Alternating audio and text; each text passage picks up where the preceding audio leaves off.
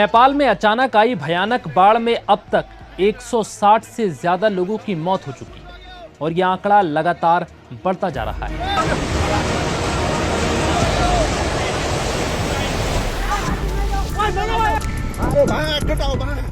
लेकिन नेपाल में अचानक आई इस बाढ़ ने चीन को सवालों के घेरे में लाकर खड़ा कर दिया है, क्योंकि ये बाढ़ चीन के तिब्बत क्षेत्र से आई, जो नेपाल के रसुआ जिले से सटा है।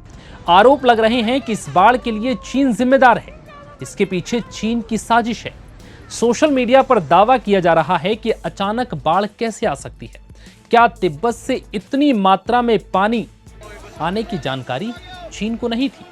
और चीन ने ऐसा कोई अलर्ट जारी क्यों नहीं किया था, जिससे नेपाल समय रहते पहले से सावधान हो जाता? क्योंकि नेपाली पत्रकारों के समूहों ने आरोप लगाया है कि बीजिंग ने नेपाल को बाढ़ के खतरे की समय रहते जानकारी नहीं दी थी। अगर ऐसा होता तो शायद इस बाढ़ में जितने लोगों की मौत हुई है उनकी जान बच सकती थी। अब इन आरोपों के बाद चीन का बयान सामने आया है, लेकिन हैरानी की बात यह है कि चीन ने ऐसे किसी आरोपों पर ना कोई जवाब दिया और ना ही कोई सफाई दी। सिर्फ इस बाढ़ के बाद चीन की तरफ से नेपाल के लिए अपने राहत और प्रयासों की जानकारी दी गई। चीन के राजदूत झांग माओमिंग ने प्रतिक्रिया देते हुए सोशल मीडिया पोस्ट पर लिखा, गियरोंग रसुआ गढ़ी सीमा क्षेत्र में आई प्राकृतिक आपदा से दुखी हैं। इस हादसे में चीन और नेपाल दोनों तरफ बड़ी संख्या में लोगों की जान गई है और भारी नुकसान हुआ है।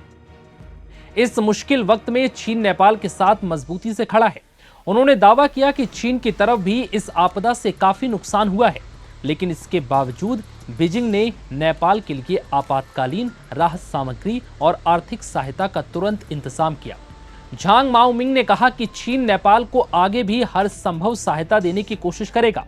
उन्होंने भरोसा जताया कि दोनों देश मिलकर इस मुश्किल दौर से निकलेंगे और प्रभावित इलाकों में दोबारा सामान्य स्थितियां बहाल करने के लिए काम करेंगे। हालांकि चीनी राजदूत ने यहां उन सवालों का जवाब नहीं दिया जिसके जवाब नेपाल के पत्रकार और जनता मांग रही है कि आखिर अचानक तिब्बत क्षेत्र से इतना पानी नेपाल में कैसे आया? क्या चीन के पास इसकी कोई जानकारी पहले से मौजूद थी? एक्सपर्ट्स और मीडिया रिपोर्ट्स के मुताबिक चीन के केरोंग क्षेत्र में चीनी समय अनुसार सुबह 10:30 बजे ही बाढ़ आ चुकी थी। नेपाल और चीन के समय में 2 घंटे 15 मिनट का अंतर है। इस लिहाज से नेपाली समय के अनुसार यह आपदा सुबह 8:15 पर ही आ गई थी। अगर चीन तुरंत इसकी जानकारी नेपाल को दे देता तो सीमावर्ती इलाकों में लोगों को सुरक्षित स्थानों पर पहुंचाया जा सकता था। लेकिन चीन की ओर से आधिकारिक जानकारी लगभग 45 मिनट की देरी से साझा की गई, जिससे नेपाल को संभलने का मौका भी नहीं मिला। वहीं अमेरिका के यूनाइटेड स्टेट्स जियोलॉजिकल सर्वे ने बुधवार को इस बाढ़ के पीछे का कारण भूकंप नहीं बल्कि भूस्खलन बताया। यूएसजीएस ने बताया कि शुरुआत में जिस घटना को भूकंप बताया गया था वो असल में ग्लेशियर के टूटने और बर्फ के मलबे के तेज बहाव की घटना थी। इसके कारण नीचे की ओर नेपाल में बेहद भयावह तबाही हुई।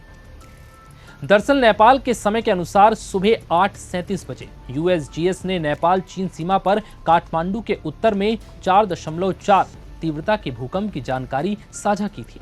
लेकिन बाद में एजेंसी ने साफ किया कि जिसे पहले भूकंप बताया गया था वो वास्तव में ग्लेशियर के टूटने और मलबे के तेज बहाव की घटना थी। जानकारी के मुताबिक इस बाढ़ में नेपाल के साथ ही चीन के तिब्बत क्षेत्र में भी कई लोगों के लापता होने और मारे जाने की खबर है।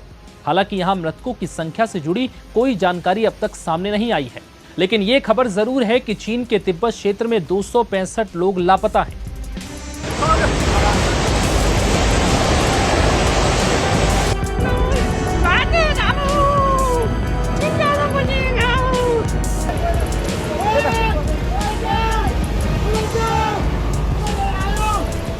इस बाढ़ ने दोनों तरफ भयानक तबाही मचाई है।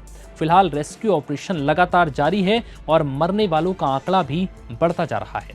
फिलहाल इस वीडियो में इतना ही। इजाजत दीजिए। नमस्कार।